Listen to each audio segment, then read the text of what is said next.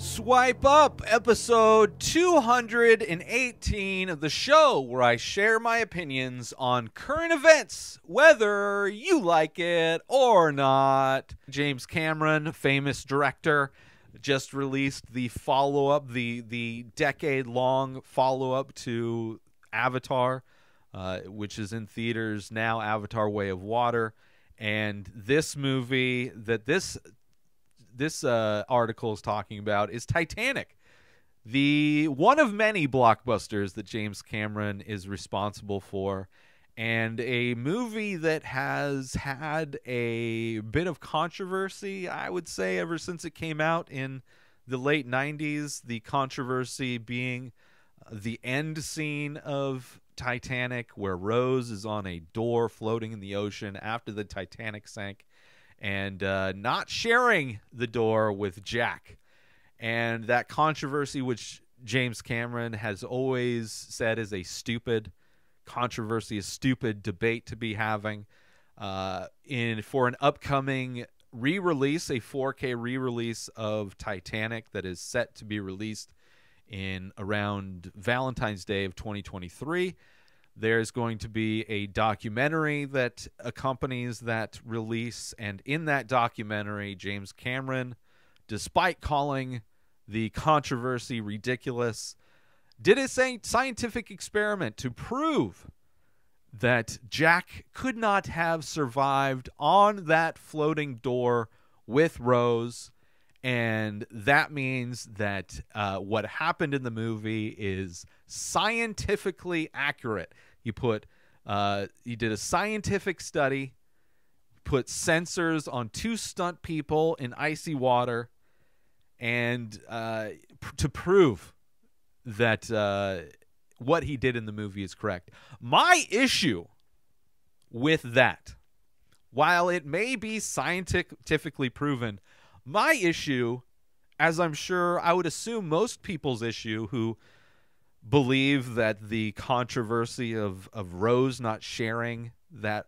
floating lifesaver with Jack is not necessarily disproven by the scientific experiment that James Cameron did. The issue is that they didn't even try. They didn't even attempt. Jack just stayed in the water, and Rose just stayed on the floating door, and she survived. The big issue isn't whether it would have worked or not worked. The big issue is that they didn't even attempt to make it work. I think that's the major issue.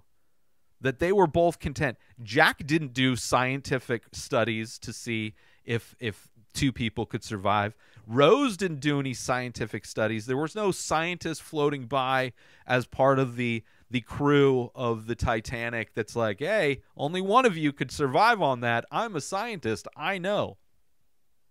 So despite the fact that James Cameron has come out, gone through all this work to prove that he's right, like clearly James Cameron, despite being very good at making money with movies, like he makes movies that bring in a ton of money, right? Very popular blockbusters, whether it's the sequel to Aliens, whether it's the sequel to Terminator 2, whether it's Titanic, whether it's Avatar.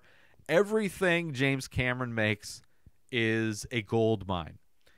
And I think that, good for him.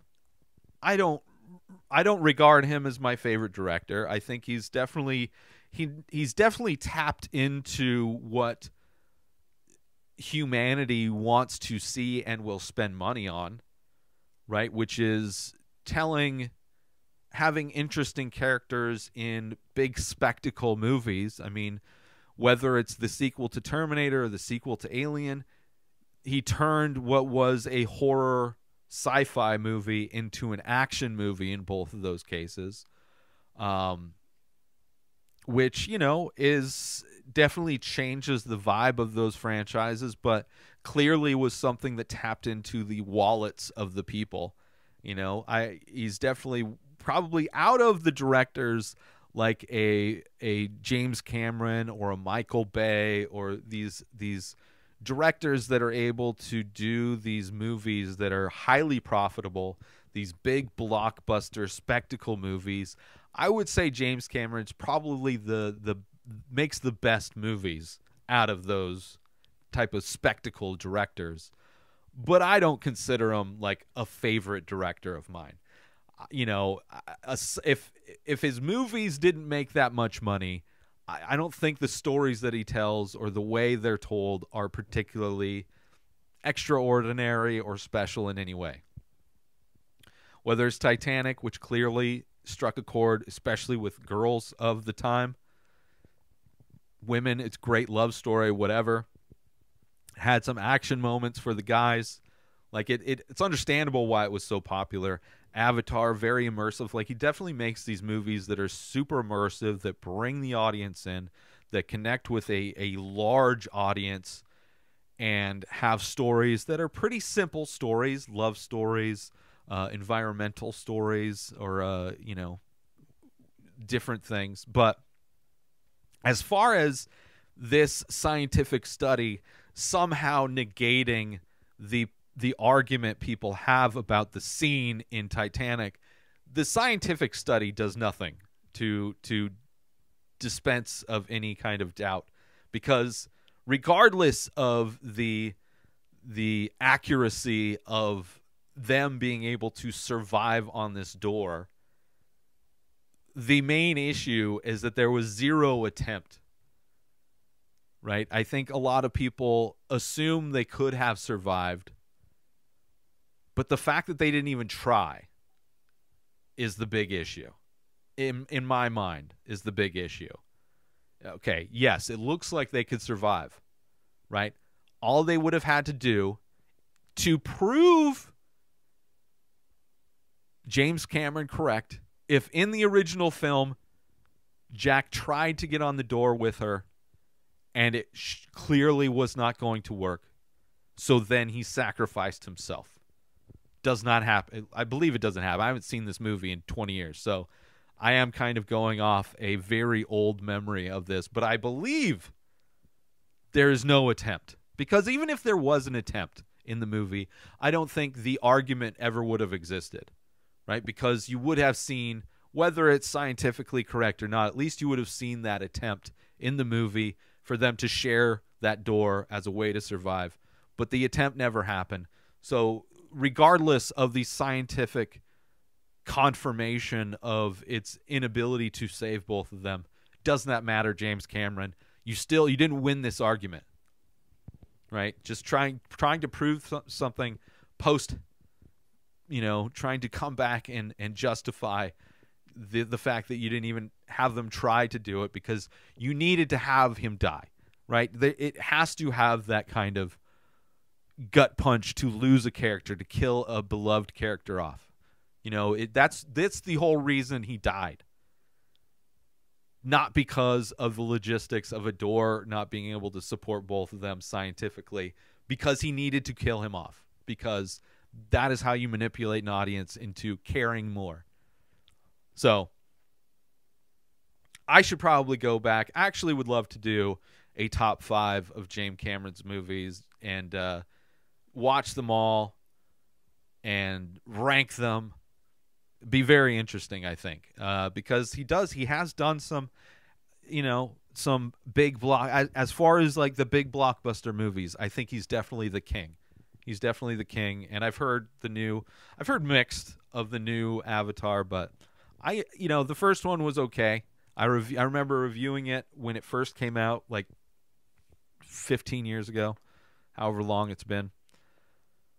No real desire to go out to a movie theater to watch this new one. I'll wait. I don't like 3D. Like, after Avatar, the first Avatar came out, how like the trend in all movies and even home electronics was this 3D gimmick.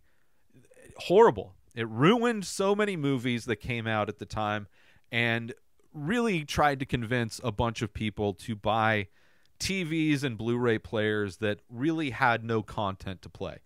There really wasn't a whole lot of 3D content out there, and it was just a crazy gimmick. And I was selling TVs at the time, and I couldn't, like, I was like, this is a gimmick. There's no content. So if you want to spend all this extra money buying a TV that you have to wear glasses for, not only do you have to wear glasses for, you have to make sure your glasses are charged up.